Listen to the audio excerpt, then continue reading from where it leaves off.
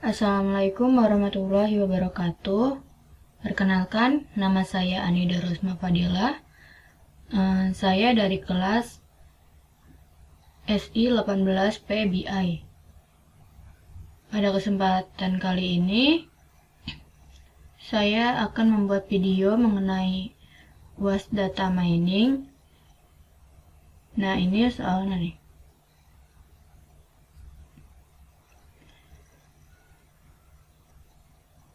Pertama-tama, kita harus download dulu dataset yang ada di link ini.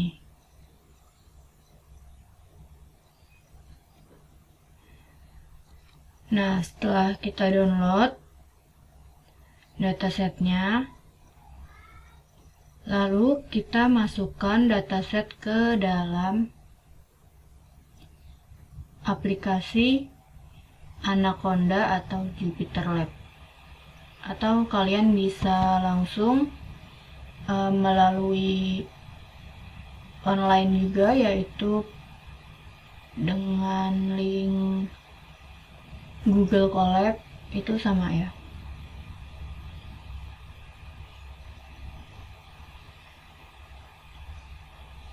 Nah, ini aplikasinya agak lama ya loadingnya.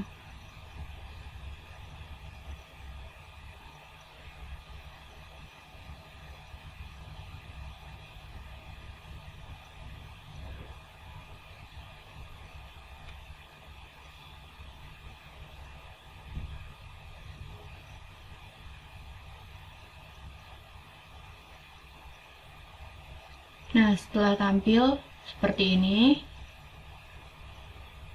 sama seperti video-video saya sebelumnya, kita menggunakan Jupyter Lab.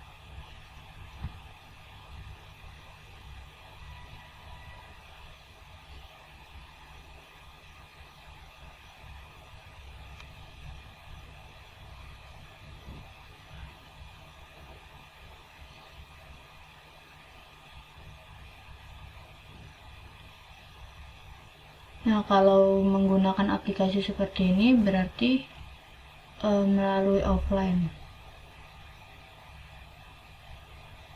tidak memerlukan internet.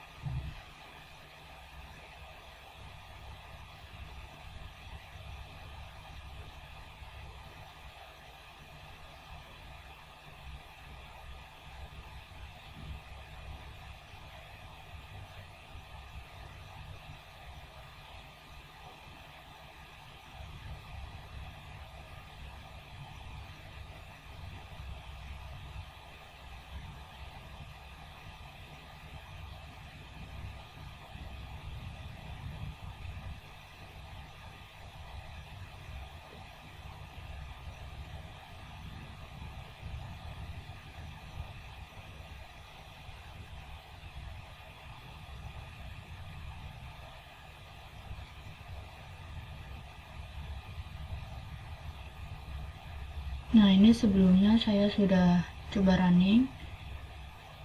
Sekarang saya akan merunning ulang.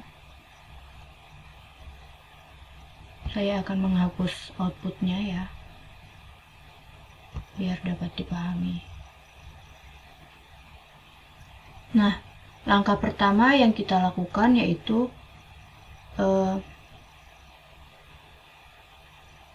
kita lihat soalnya dulu. Soalnya terlebih dahulu. Nah, di sini pada soal nomor 1,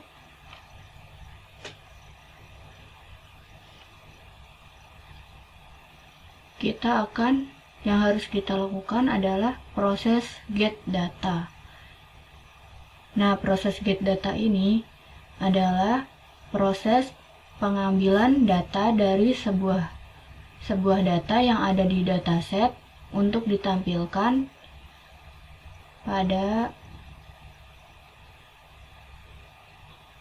Python.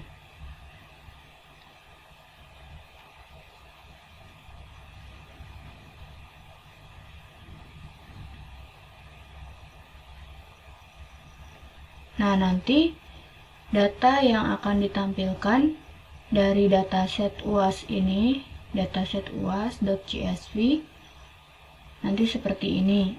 Ada kolom jenis kelamin, usia, kelas, program studi, asal sekolah, kemampuan finansial, jumlah SKS ulang, jumlah cuti, dan label. Nah, yang dimaksudnya itu dataset mengenai kelulusan seorang mahasiswa, apakah lulus tepat waktu atau tidak lulus tepat waktu. Maka ini adalah kasus klasifikasi terdapat 614 intens data. Jadi datanya itu ada 614. Nah, sebelum kita lakukan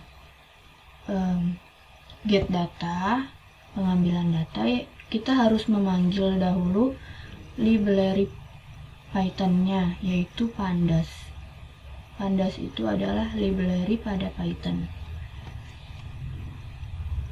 Nah, sekarang kita running dengan menekan Shift Enter. Tunggu beberapa saat sampai muncul angka di sini nih, yang bintang ini.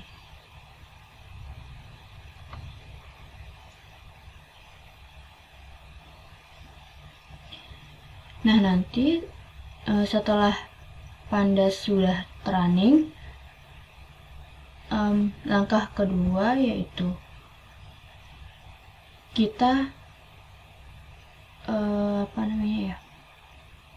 yaitu proses memanggil datanya dengan pandas pd ini pandas .read csv. Jadi untuk membaca file csv-nya.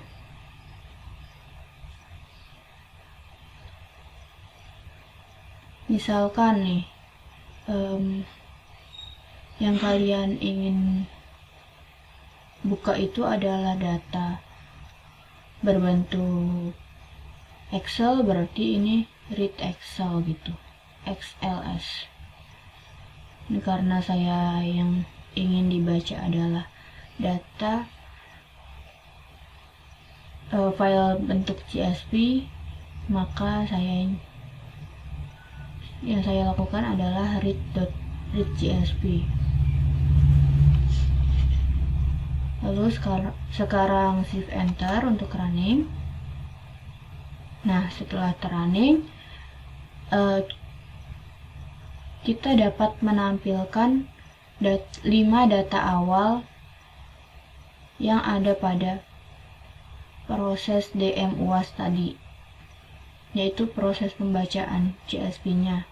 Sekarang kita tampilkan dataset uas.csv-nya. Nah, ini sudah terbaca ya, sudah tampil. Ada 5, 1, 2, 3, 4, 5. Nah, perintah head ini adalah menampilkan 5 data awal yang ada pada dataset.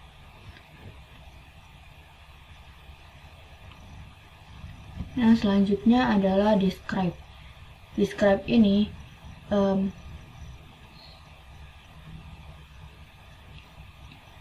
kita bisa menampilkan nilai minimum, maksimum, dan nilai min. Sekarang kita running ya, shift enter. Nah, ini sudah keluar nilainya. Nilai count-nya yaitu sekian, jumlah intens datanya ya 614. Lalu ini adalah nilai rata-rata, dan ini adalah standar, nilai standar. Ini nilai minimum, dan ini nilai maksimumnya.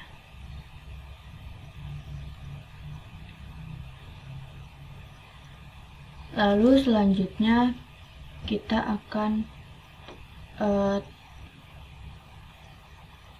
menentukan nilai mediannya. Nilai mediannya berapa sih dari dataset UAS tadi? Dengan perintah median. Nilai tengahnya ya.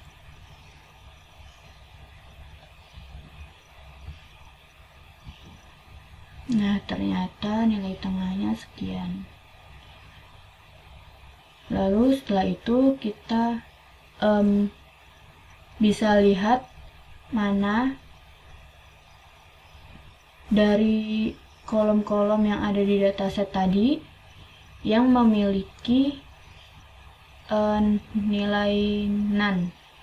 Nilai none itu adalah nilai apa ya? Sebentar. Nilai kosong atau nilai yang hilang. Pokoknya nilai kosong ya, nilai none. Nilai kosong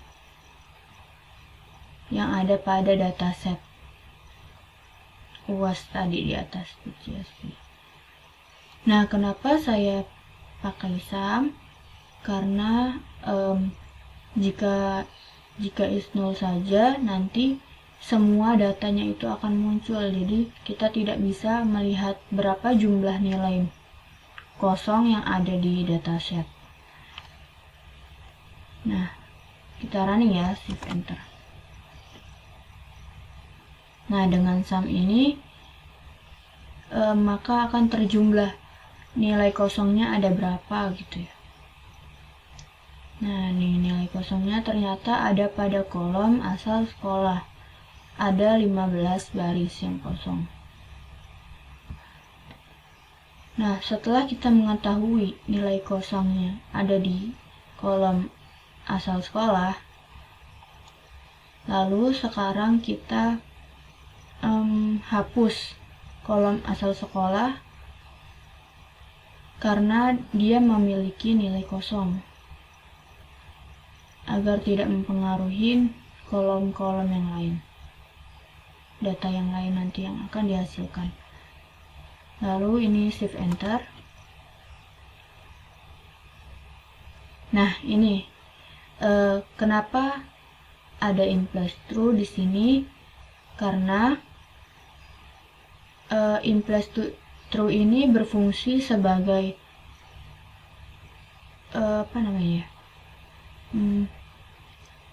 dia bersifat permanen. Jadi setelah di drop, nanti kolom asal sekolah tidak akan muncul kembali karena ditambahkan implies true yang bersifat permanen. Nah, coba kita tampilkan apakah muncul atau tidak asal sekolahnya. Karena tadi sudah pakai implies true, shift enter.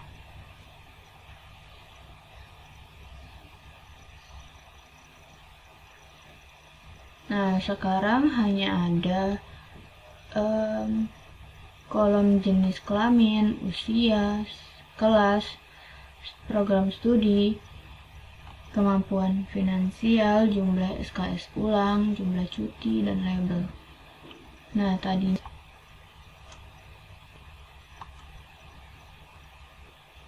di tengah program finance tadi udah ada ya. Ya ada kan? Di drop berupa proses data.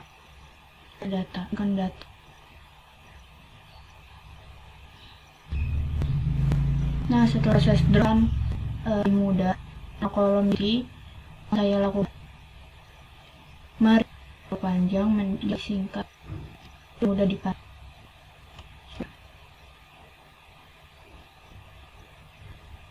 Kelamin menjadi Rogi di paste, finansial menjadi finans, KSU tambah strip. Kalau yang telah tampil rename tampil yang udahnya bukan awalnya kalau. Nah, ini permana tuh kita panggil UAS, kita panggil datasetnya dengan label UAS.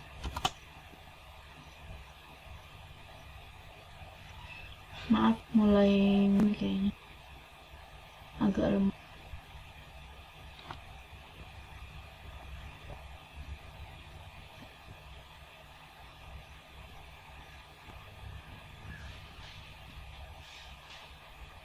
Nah ini.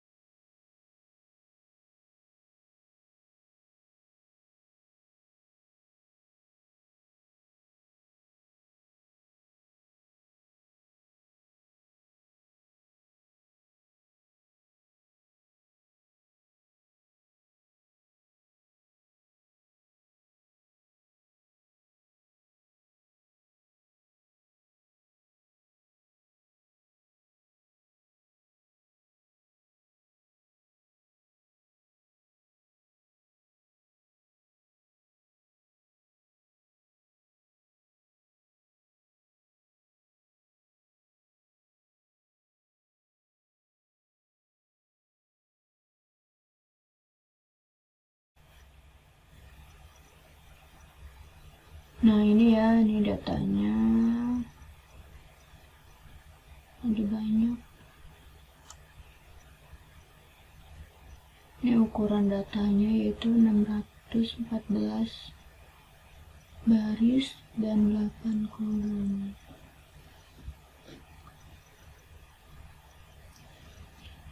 Selanjutnya, sebelum saya melakukan proses one hot encoding, saya akan menambahkan input dan target. Input datanya dengan mendrop kolom usia, karena kolom usia tidak terpakai, maka saya akan drop, saya akan hapus dan targetnya usia. Nah, setelah dihapus, selanjutnya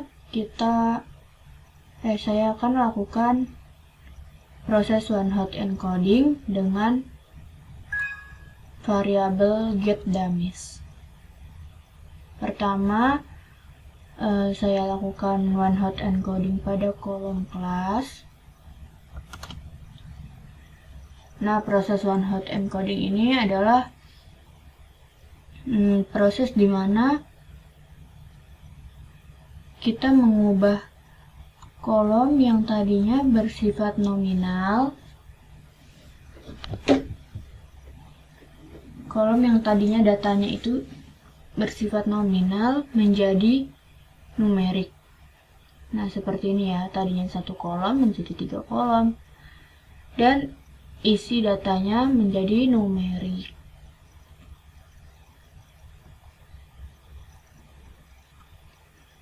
Nah, selanjutnya kita akan menggabungkan 3 kolom ini di dalam dataset, ke dalam dataset. Nah, dengan variabel concat. Concat ini menggabungkan data yang telah di getDummies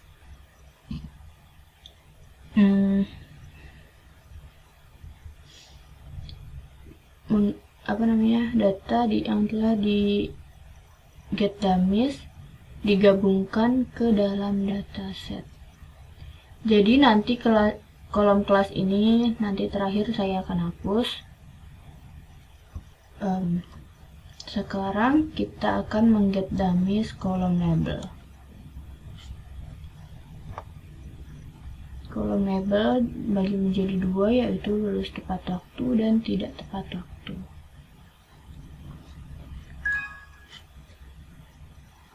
Nah, kita gabungkan lagi kolom labelnya. Nah, ini ya, sudah tergabung. Lalu selanjutnya kita akan menggetDummies, melakukan proses one hot encoding pada kolom jika atau jenis kelamin. Ada L, ada P. Nah, ini ya, ini angka 1 sama 0 tadi belum saya jelaskan. Angka 1 ini karena yang di baris dengan intens 0 itu adalah jenis kelaminnya laki-laki, maka yang ada angka 1-nya itu adalah yang laki-laki, dan yang perempuannya 0. Yang kedua, baris kedua itu perempuan, maka yang angka 1-nya ada di perempuan gitu.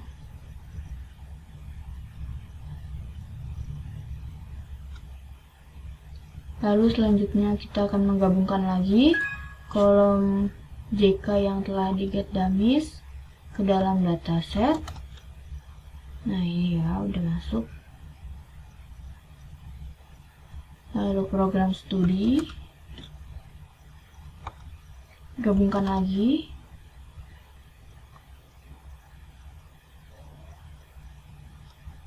Lalu kemampuan finansial, kita gabungkan lagi. Nah, setelah semua data, semua kolom yang memiliki data yang bersifat nominal sudah diubah ke numerik, sekarang kita akan menghapus kolom yang datanya masih bersifat nominal tadi.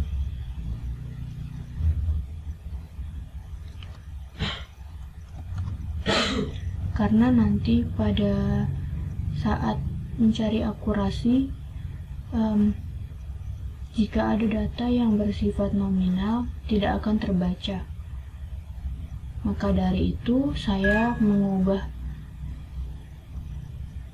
data-data yang bersifat nominal menjadi numerik.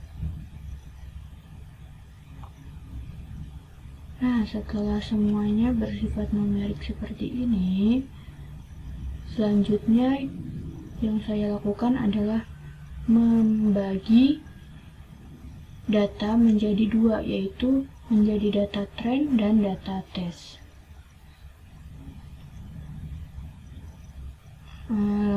Saya melakukan dengan prompt sklearn model selection import train test split. Nah, ini itu untuk membagi data menjadi data trend dan data test.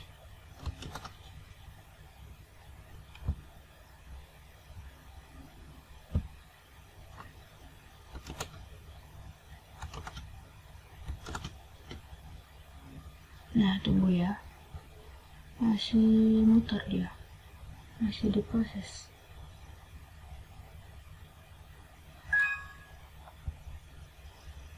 Nah, ini data trennya itu berukuran 491 dan data tesnya ada 123.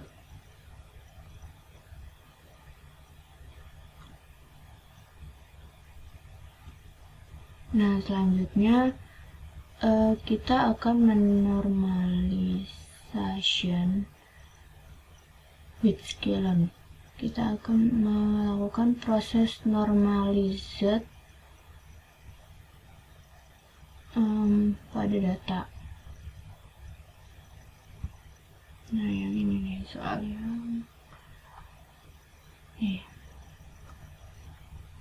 Feature scaling, lakukan standardized atau normalized features. Ubah skala dari data agar memiliki data range yang sama.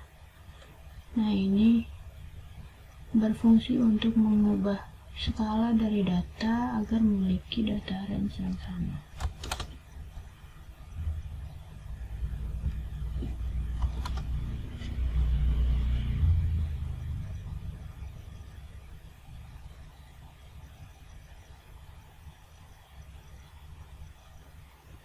Nah, ini ya. Ini adalah hasil dari normalizednya.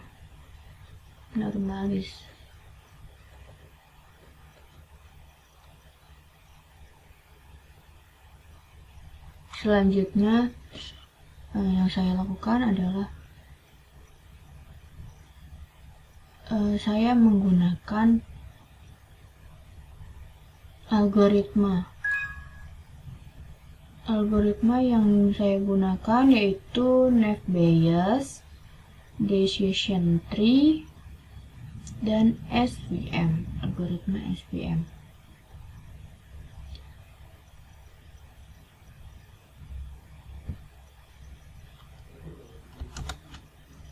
Saya akan mencari akurasinya. Nah, ini sudah keluar akurasinya ya.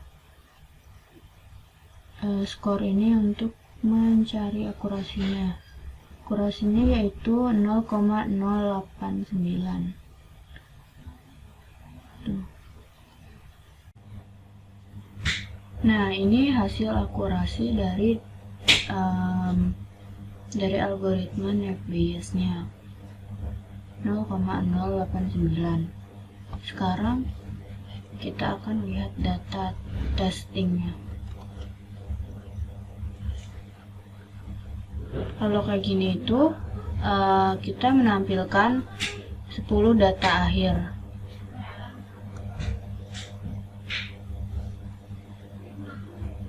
Dan ini tesnya. Nah, ini ya. Lalu sekarang kita ke predik probabilitasnya. Prediksi probabilitas pada Naive Bayes. Hasilnya kayak gini ya, outputnya array berapa nih, 0,000 sekian.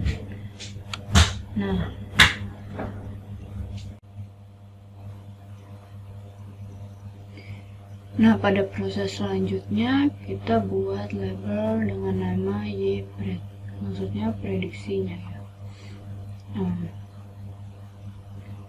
Prosesnya model, prediksi. Model ini label dari yang tadi ya, proses Naive Bayes.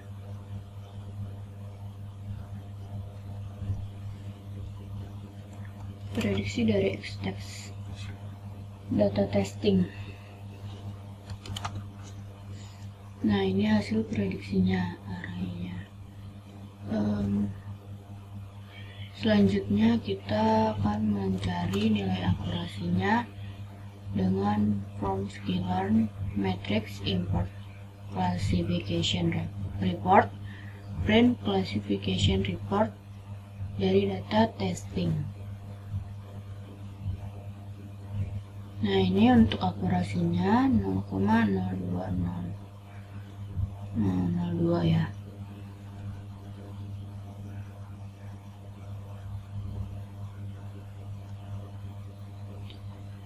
Lalu selanjutnya ini itu untuk apa namanya ya,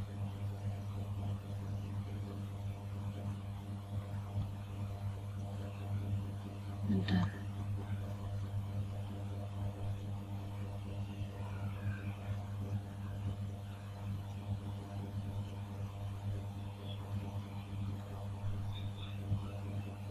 Ini nilai skor dari net Bayes-nya 0,04.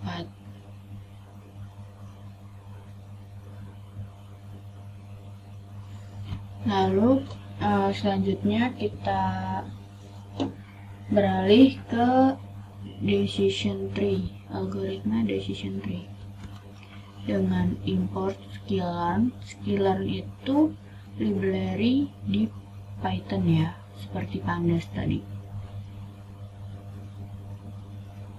Lalu model tree decision tree classifier.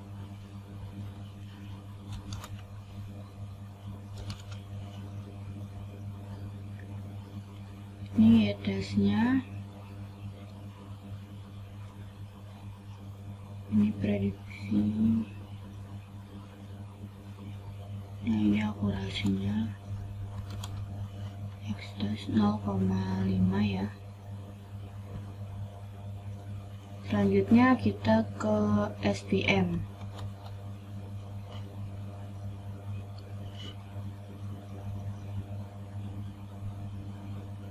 Lalu kita olah data trennya.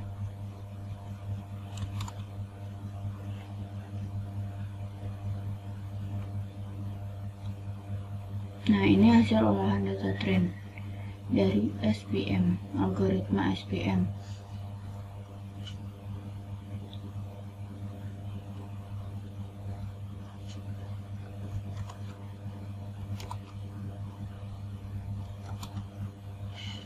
Nah, yang ini dari from sklearn import database .digit, ini itu untuk mencari nilai optimasi dari 3 algoritma, algoritma net Bayes, decision tree, dan SVM yang saya gunakan tadi, 3 algoritma yang saya gunakan.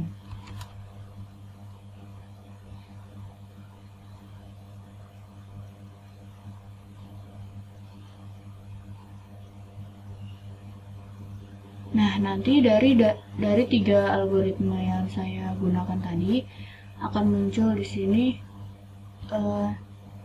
nilai optimasinya ya.